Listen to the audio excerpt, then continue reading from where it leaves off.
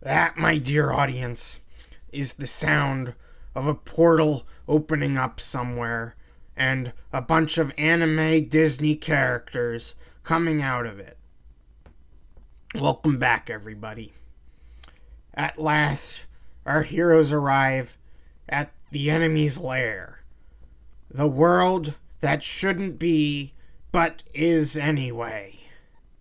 Here they shall finally confront the Zemnant and all his evil accumulations. Everything ends tonight, ladies and gentlemen, and the universe will learn yet again who the real top dog is. Sora steps out onto the dark city streets with Donald and Goofy right behind him. Mickey and Carrie are there too, I think. Together, they press forward into the unknown. Vicious skyscrapers dot the landscape in every which direction. The cold night sky glows an ominous blue, which is broken only by the mysterious heart-shaped moon that looms eternally above. The cardiovascular satellite bathes the empty metropolis in a cool light and is positively dripping with symbolism.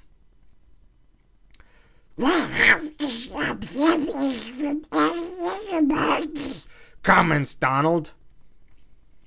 That's right, Donald. This might just be our most important and dangerous mission yet.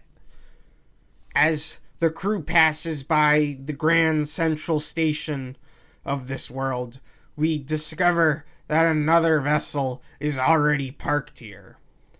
And it is none other than a humble wooden raft, huh? Donald and Goofy are perplexed as to how anyone could ride such a small raft all the way out here, but Sora is not surprised in the slightest. He puts a hand to his mighty chin and does a tisk, tisk, tisk motion. It's like I said before, flying saucers and candy rockets are a fine way to travel, but a simple wooden raft will get you just as far. For if there is one substance in the universe more powerful than darkness or light, it is wood.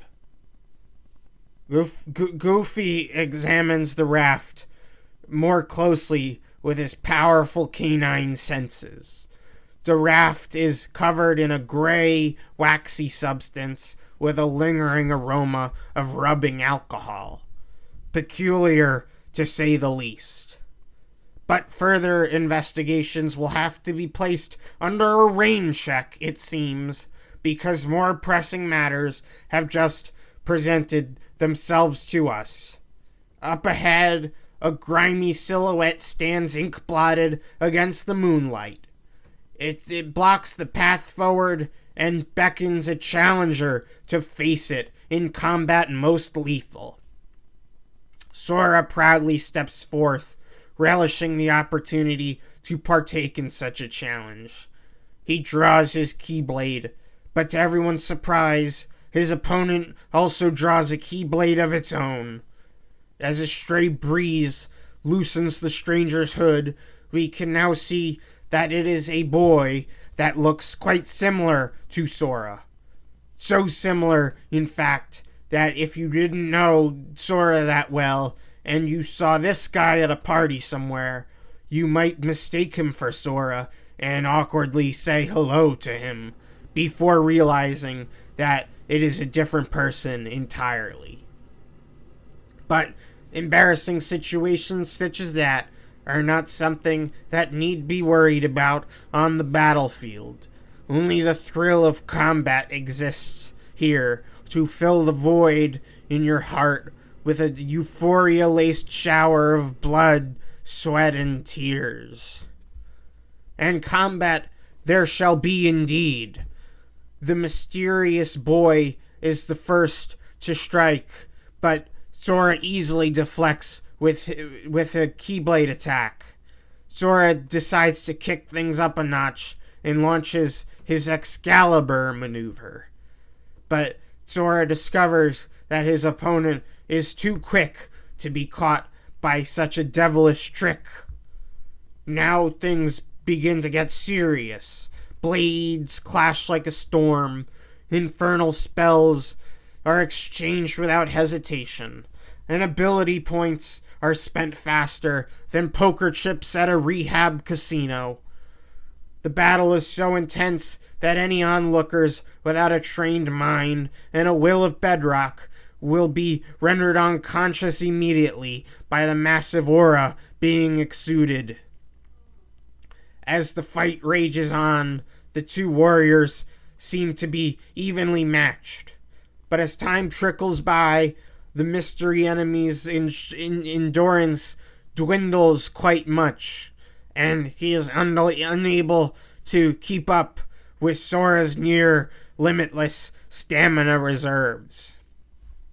Sora, if he wished to, could easily turn his opponent into a smoldering crater. But Sora is grateful to have been gifted such an exhilarating battle, so he decides to spare this boy's young life. The mystery boy is also grateful, and so he tells Sora that his name is Roxas. That is the name that has haunted Sora for quite some time and tormented him by coming into his ears by many people that he doesn't have any idea what it's all about. But now that the two of them are face to face, he can see why people might draw comparisons between the two of them, and he is okay with it. And Roxas is also satisfied by the completion of his own off-screen character arc. Sora has many questions, but before any words of wisdom can be imparted by either party, Roxas transforms into a glowing mist which floats into Sora's body, filling him with a newfound strength. Jeepers creepers is all Sora can think. Mickey decides to reveal the truth. During Sora's first quest, Zemnant and his organization became quite interested in the Keyblade. But knowing they could never possess Sora himself, they began working on a secret project. A project indeed to create a clone that would be capable of wielding the mighty Keyblade. And, as you guessed, or did not guess, but will soon find out, the culmination of that project is the mysterious warrior that we call Roxas. That's right, Sora. You are Roxas's clone daddy. I will now take a brief moment to drink a cup of water. If you have to drink a cup of water yourself, now would be a good time to do so.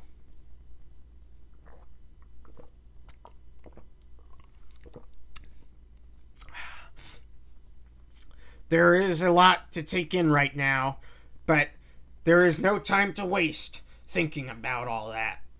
Our heroes must press on against the titanic task that is put in front of them. Ahead lies the Zemnant's evil castle. They bust in uninvited and don't even give a thought to the organization's house rules, because the organization is evil and we do not like evil here. As they are climbing the haunted staircase, Sora and his friends stumble across a mysterious cloaked figure.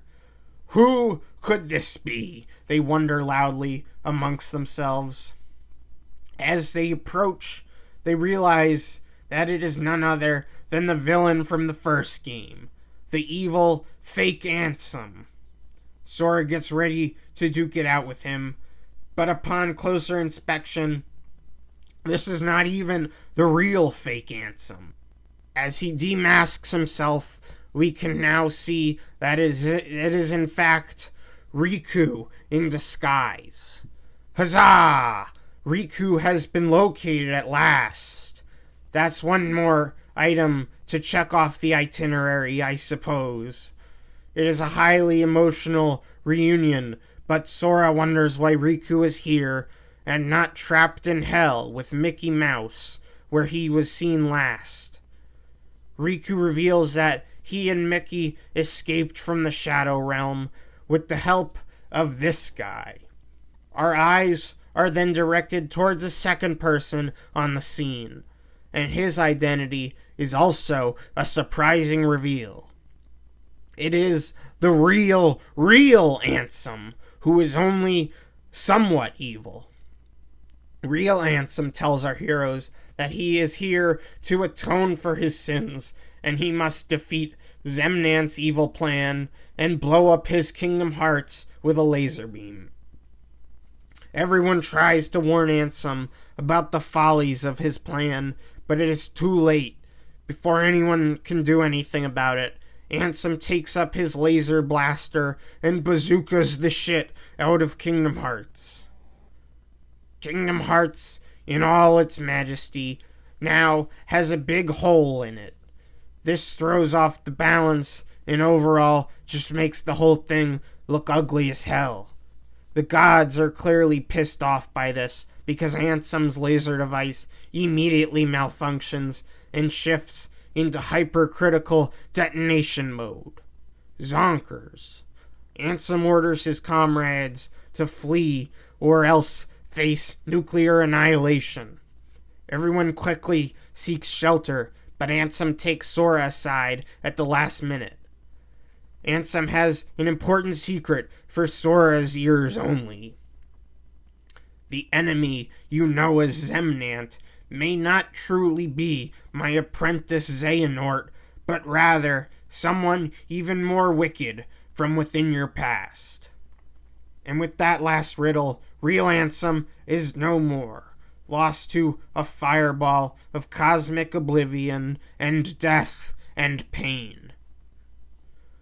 Our heroes continue making their way up Zemnant's castle, fighting off all the organization's top agents, including, but not limited to, the fearsome Sycax, Lux Sword, and even the famous Ziggy Bardust. But even the most powerful assassins are no match for Sora and his fellow protagonists, and they easily make it to the castle summit. And there, at the tippy top of the tallest tower, there he blows. The Zemnant, leader of Organization 13 and orchestrator of all the sorrows we have shouldered on this crazy little journey of ours. Sora and company step out onto the balcony and confront their final foe. He turns to face them, his long, silver hair fluttering in the breeze, and his evil, yellow eyes glowing in the moonlight and piercing his ghostly stare right into your heart. He is a most imposing figure, unrivaled by the likes of even Beelzebub himself. Zemnant speaks coldly. I am Zemnant! But ladies and gentlemen, what transpires next is a truly ungodly sequence that will leave your organs cold with fear. As the words leave the Zemnant's lips, his face begins to morph and change. These cold, uncaring eyes come to life with a spark of malice. His mouth curls into a splintered grin, and his nose grows 3 inches in length. He removes the wig upon his head to reveal a small wooden hat, and beneath his long black coat there is naught but a tiny puppet body. And there, standing before us, is none other than the treacherous Pinocchio. Oh no! If you have to pause the tape here, ladies and gentlemen, to regain your composure, I shan't blame you. Pinocchio reveals that his supposed death was merely a ruse. and after escaping from Monstro, he created a sprawling criminal organization, which he led under the false identity of Zemnant. And now that he has gathered the hearts of many men from all across the universe, he will feast upon the ultimate heart, Kingdom Hearts. And then it is undoubted that Pinocchio will not only be a real boy, but the one true boy above all. It seems that all of our nightmares are coming true, ladies and gentlemen, but Sora does not give in to despair. Be it Zemnant, Pinocchio, or even God himself, Sora will stand against anyone that crosses him. And stand he shall, for this renegade dummy just tangoed with the wrong muchacho, and you should never step on the toes of someone whose foot is larger than your entire head. Sora and all of his allies immediately gang up on Pinocchio. Their strategy is to end the battle quickly by overwhelming him with their collective strength. But no cigar. Pinocchio's hardy wooden chassis is too powerful. There is nary even a scratch. The demonic puppet laughs wickedly at the feeble attempts to damage him. Wielding his elongated nose as a saber, Pinocchio assaults our heroes with a ruthless counterattack. The force of his attack proves overwhelming, and everyone is brought down to their near limits. Goofy thinks fast and does a shield maneuver to guard Sora valiantly. Donald shares a similar wavelength and pours all of his white magic to boost Sora's power. They both recognize that Sora is their one hope, and as such, they will gladly die for him. But no one else is quite so lucky. Mickey, Riku, Carrie, and even Donald and Goofy are soon brought to their knees by the puppet's onslaught. Now Sora and Pinocchio are the only ones left standing. A fitting final showdown indeed. Sora does a power-up scream and breaks the metaphorical chains that keep his power contained. A cyclone of spirit energies encircle Sora and Pinocchio. The marauding marionette busts out his notorious puppet string whips. The two entities before us can no longer be recognized as mortal beings. They are demons, inebriated by the fell blood of the ancients. They each strike at each other with attacks that could slice apart hurricanes or splatter an elephant with ease. They both go for the throat, but neither can land a decisive blow. Even with all the power in the world, the fight is an everlasting standstill. Sora turns his sight to the Kingdom Hearts floating behind Pinocchio, and he remembers what is at stake. He expresses a sagely sense of acceptance and turns to the friends by his side. Everyone, take care of the worlds for me while I'm gone. From this day on, you are the new Sora. Sora then charges at Pinocchio like an endangered rhino and tackles him straight into the depths of Kingdom Hearts. He then uses his locking powers to seal Kingdom Hearts away, and the two of them along with it. Pinocchio screams a banshee's wail, now cursing the very kingdom he sought to control. But it is too late. Sora smiles softly and knowingly, while the gentle light cradles him into a new plane of existence. As the sacred dominion fades back into darkness, the universe is safe at last from the foul shadow of Pinocchio's twisted machinations.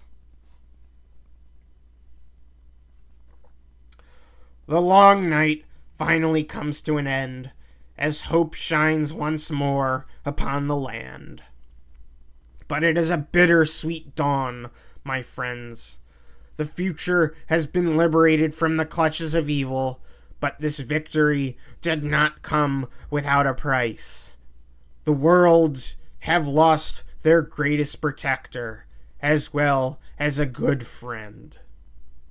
But do not mourn, my friends, for Sora will always be with us in our hearts, and the friends he made will carry on his will to the ends of the earth. So no matter how many light years away we may be, we will never truly be apart.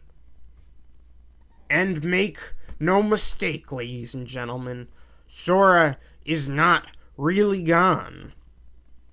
And someday, when the world needs him, he will return. He will return, I tell you. And it will be a most triumphant return indeed. You can bet on that. So do not fear the dark of the night, my friends, or the wooden ballustas of tyranny. Because Sora is not the kind to turn his back on those in need. He is a bastion of justice, a sanctuary of souls. He is a kingdom of hearts.